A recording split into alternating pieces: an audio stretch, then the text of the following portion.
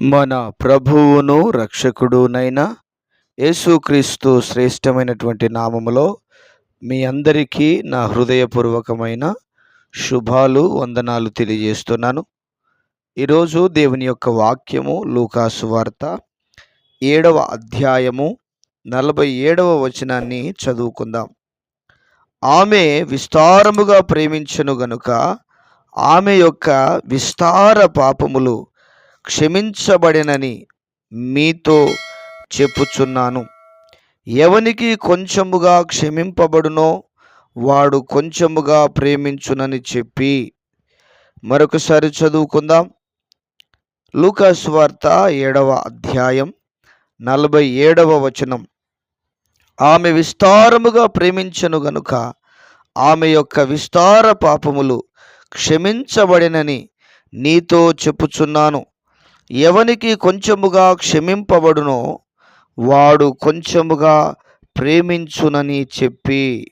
దేవునికి మహిమ కలుగునుగాక. ప్రియమైన దేవుని బిడ్డలారా, చదవబడిన దేవుని యొక్క లేఖనమును మనం జ్ఞాపకం చేసుకుందాం. యేసుక్రీస్తు ప్రభువారు ఓసారి పరిసయ్యులలో ఒక ఇంటికి భోజనానికి పిలువబడ్డాడు. ఆయన శిష్యులు భోజనానికి పిలువబడ్డప్పుడు ఒక స్త్రీ, ఒక యవన బిడ్డ స్త్రీ ఏం చేసింది అంటే, వెనుక తట్టు, యేసయ్య పాదాల వెనుక తట్టు నిల్చొని,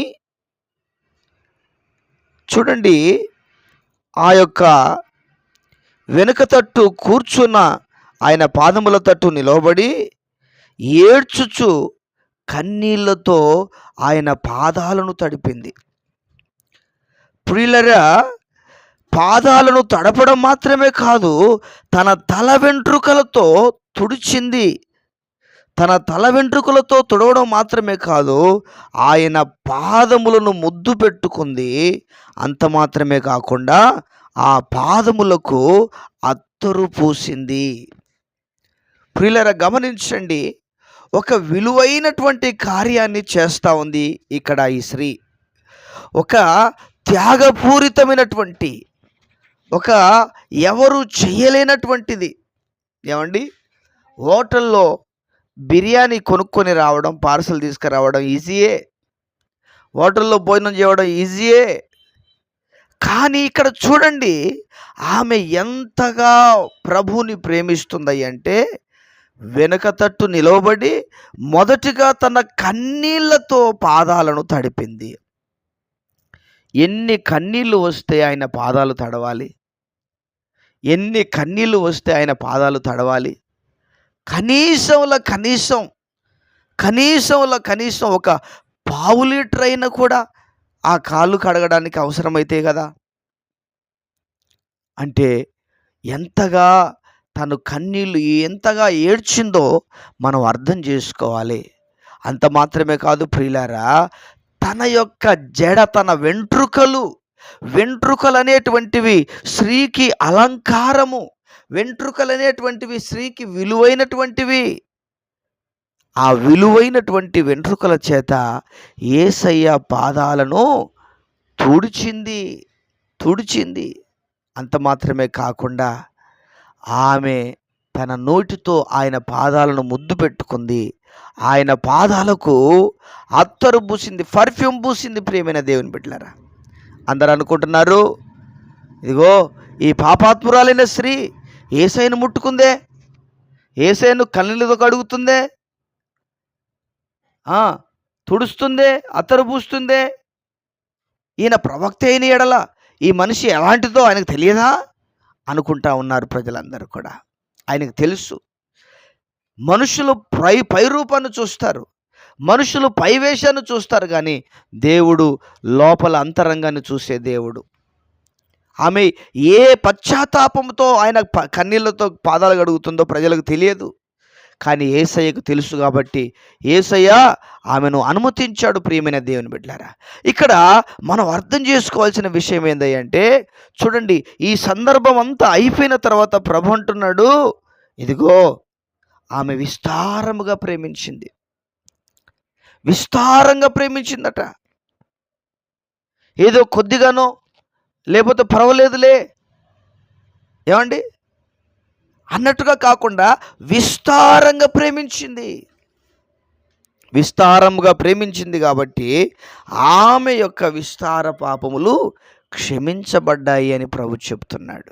ప్రియమైన దేవుని బిడ్డలారా, ప్రభు బిడ్డలారా, వింటున్న దేవుని వాక్యములో మనం గమనించినట్లయితే ప్రభు అంటున్నాడు, తన కన్నీళ్లతో పాదాలను తడిపి వెంట్రుకలు తుడిచి ఏమంటే ముద్దు పెట్టుకొని అత్తరు పూసినంత ఆ సందర్భాన్ని బట్టి ప్రభు అంటాడు ఆమె విస్తారంగా ప్రేమించింది. ఎందుకో తెలుసా? తన విలువైనటువంటి కన్నీళ్ళు, తన విలువైనటువంటి కురులు, తన విలువైనటువంటి అత్తరు యేసయ్యను ముద్దు పెట్టుకుంది, యేసయ్యకు పూసింది. అంటే దీంట్లో ఏం కనపడుతుంది అంటే ప్రేమ కనపడతా ఉంది. ప్రేమించడం అంటే నోటితో చెప్పడం కాదు, క్రియలతో చేయడం. క్రియలతో చేయడం. ఆ క్రియ ఏం చెప్తుంది అంటే ఆమె యొక్క పాపములను క్షమించబడేటట్టుగా చేసింది. ఆమె చేసిన పని ఆమెకు, నా ప్రియమైన దేవుని బిడ్డలారా, సమాధానమును కలగనిచ్చింది. ఆమె చేసినటువంటి ఆ కార్యము ఆమె దేవుణ్ణి ప్రేమించేటట్టుగా చేసింది. కనుక ప్రియమైన వారలారా, మనం యేసయ్యను ప్రేమిస్తున్నామంటే ఇదిగో క్రియలు మన జీవితంలో కనపడాలి. మన విలువైనటువంటి సమయాన్నే కావచ్చు, మన విలువైనటువంటి ధనమునే కావచ్చు, మన విలువైనటువంటి దేనినైనా యేసయ్య పాదాల చెంత పెట్టుట ద్వారాగా మనము దేవుణ్ణి ప్రేమించిన వారమవుతాము. ఇంకా అనేక విషయాలున్నాయి, అనేక సంగతులున్నాయి. ఇదొకటి మాత్రమే కాదు. ఒక వ్యక్తితో మనం కలిసి వెళ్తున్నాము తోడుగా అంటే ఆ వ్యక్తిని ప్రేమిస్తున్నాము. ఒక వ్యక్తికి సహాయం చేస్తున్నామంటే ఆ వ్యక్తిని ప్రేమిస్తున్నాము. ఒక వ్యక్తి యొక్క అవసరతను తీరుస్తున్నామంటే ఆ వ్యక్తిని ప్రేమిస్తున్నాము.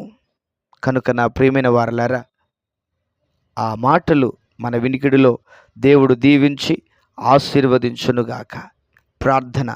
ప్రియుడవైన తండ్రి, విన్న మాటలను మా వినికిడిలో దీవించి ఆశీర్వదించండి. ప్రతి వారి అవసరాలు తీర్చండి, ప్రతి వారి అక్కర్లు తీర్చండి.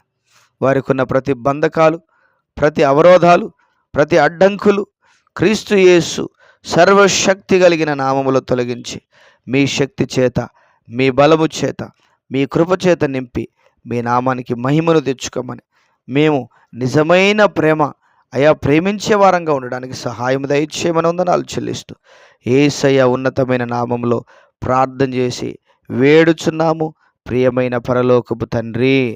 Amen, amen. దేవుడు మనందరినీ దీవించునుగాక. ఆమెన్.